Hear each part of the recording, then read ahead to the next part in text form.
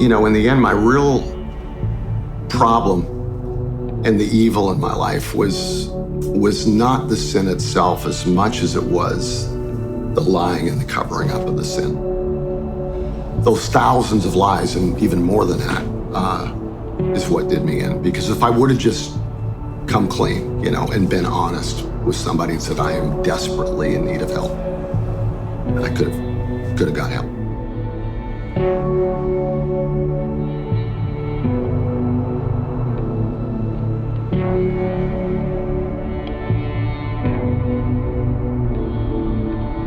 I always felt a little bit less than everybody. It might have started like when I was in elementary. I was mega blonde, almost white hair, white skin, and got called albino all the time.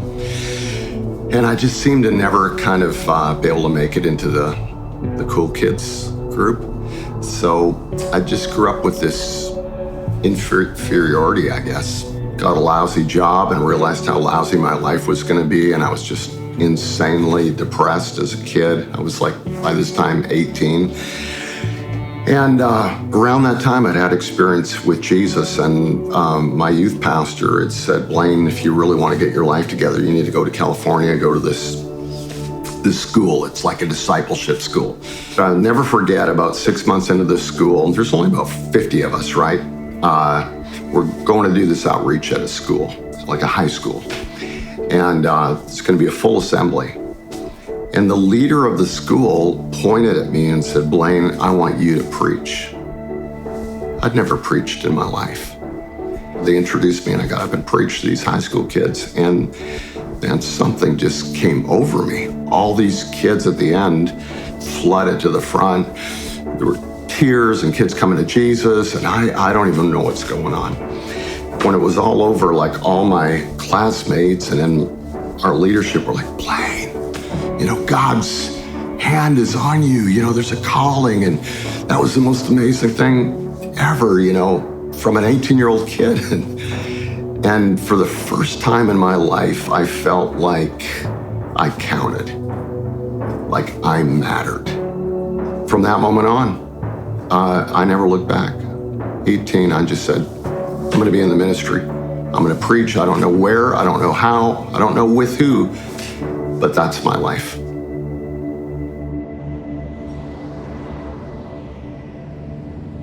I remember sitting with my girlfriend at the time, who was Kathy, who I eventually married, and Oral Roberts came on television. He was the first one to buy primetime television, like on ABC, CBS. This is before cable.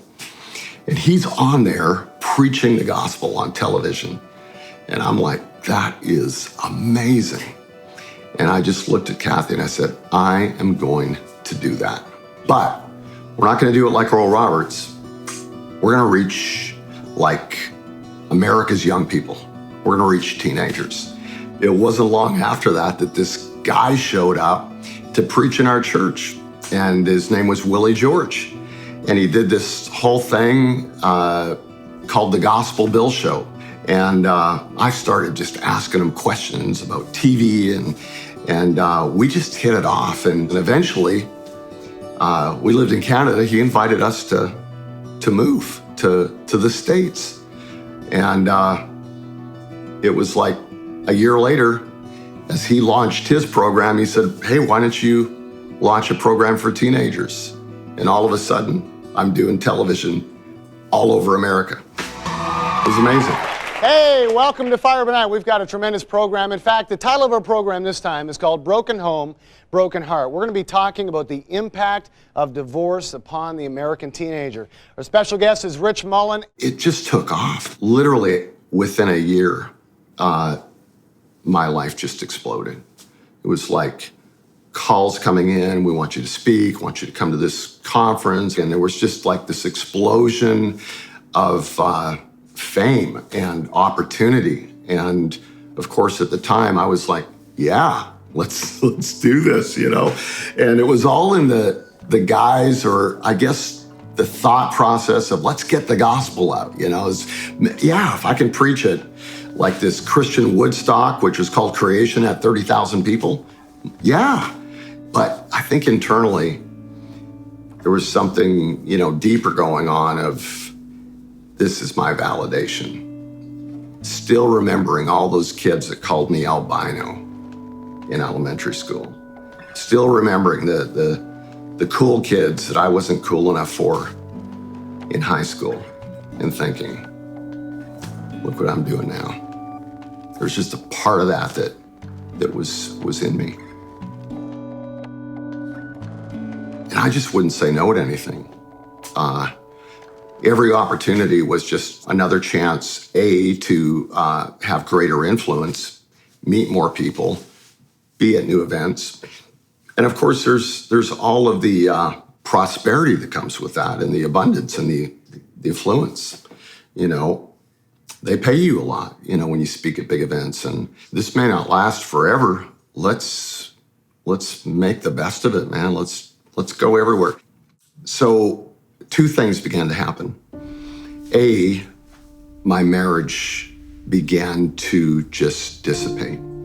And there was a little bit of resentment on her part, like, you're gone all the time. I'm here with our, little baby kids who are like 2, 3, 4. And I'm like, well, I'm, making money and preaching the gospel, and you enjoy all these things, at this home and these cars that I'm able, so there was a little bit of that going on. And then there was just like the sheer exhaustion. And I should have just came off the road, and I should have just cut everything back, but I just kept going. And I remember one night in a hotel room on the East Coast somewhere, and I'm sitting on the end of my bed after preaching all weekend. It's like Sunday night, I think, and I had to preach again the next morning. And I'm looking at the television, and I see this white box on top of the television. And I know what it is. It's the adult movie box. This is pre-internet. I'd seen boxes like that in 100 rooms. But that night, it was like every defense in me was gone. And there was this why not? Almost like entitlement, like I deserve a break. I just working my tail off. And so I eventually just got up, hit the red button, and I've never seen porn. And of course, porn is just such a fake world, and yet in the moment you're believing it's all real, and these women that are kind of looking through the camera with their seduction, you feel like they're actually looking at you, and there's this crazy connection. And I just took it all in. And when it was done, which was 7 minutes later, I made the worst mistake that I've ever made that night in my life to this point. The worst mistake. And it wasn't hitting the red button. I went down to the front desk, catch the attention of the clerk, and I said, I want to pay for the movie I just rented. I'm just going to hide it, and I'm going to get over it. I went back up to the hotel room, and man, in the midst of that shame, I started praying and crying out to God, and literally crying tears, cried myself to sleep, woke up the next morning, read the Bible, and I remember saying, God, I'll never do it again, and I didn't do it again for 6 months. And 6 months later, I'm in the same place, same brokenness, same exhaustion, and I gave in again. And the next time it was 3 months. The next time it was a month. And slowly that whole world began to creep into my soul. I think it's in Proverbs 27. It says that hell has this voracious appetite, and lust never quits. You never plateau over the course of really a couple of years, several years. It just went from porn to eventually I want something real. And I remember, I think, being in Miami, Florida one time preaching, and the hotel that they put me in was literally down the street from a strip club. First night, didn't go over there. Second night, didn't go over there. But the third night, just walk in. Now it's real.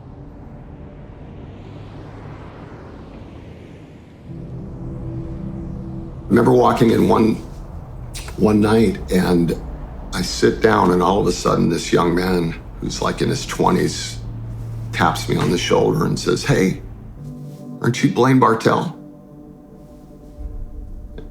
And I am like, yeah, I am. And he said, "Fire by Night?" He said, I watch that show all the time. And like he's telling me about my TV show, and I'm sitting here in this strip club. And I am freaking out. Literally, I'm thinking, okay, he's gonna leave, he's gonna call our operation and tell the world, or call the newspaper. So I don't know what to do. I immediately get up. And I start walking to the exit, and he walks after me, and he says, "Where are you going? What are you doing?" And so I finally just turn around, and this, without me even thinking, this just came out of my mouth. I said, "Bro, I just came in here because I felt like the Lord told me to come in here, because I might need to talk to someone about Jesus. And I think that person is you. You know, why are you here?" I feel so much shame and regret to this day for that conversation, because I shamed that young man for my own behavior. And he just kind of looked at me, and I just walked out, got in my rental car, went back to the hotel, and just prayed that he wouldn't call somebody. And I remember going into the office the next Monday and just kind of like, I wonder if a phone call's come in. No phone call. Next day, no phone call. The whole week, has anyone called? No. I thought, I made it. Those kind of exposure moments or fearful moments would come. I would like, okay, I gotta stop now. Like it's getting, way too close. But, time would pass, and the regret and the shame and kind of the remorse would wear off like it always would. And all of a sudden you're in another place. Remember being in another hotel not long after that. I look out the window and there's this massage parlor. I'm like justifying it. I'm thinking, oh, it's just a massage. There's nothing wrong. I need a little bit of relaxation in my life, and go back there. And of course, no surprise to me, but it's not just a massage. There's like, would you like more? And just about every city I went to after that, I'd get into a hotel, I'd pull out the Yellow Pages, look for M, and then see where the massage parlors were in town.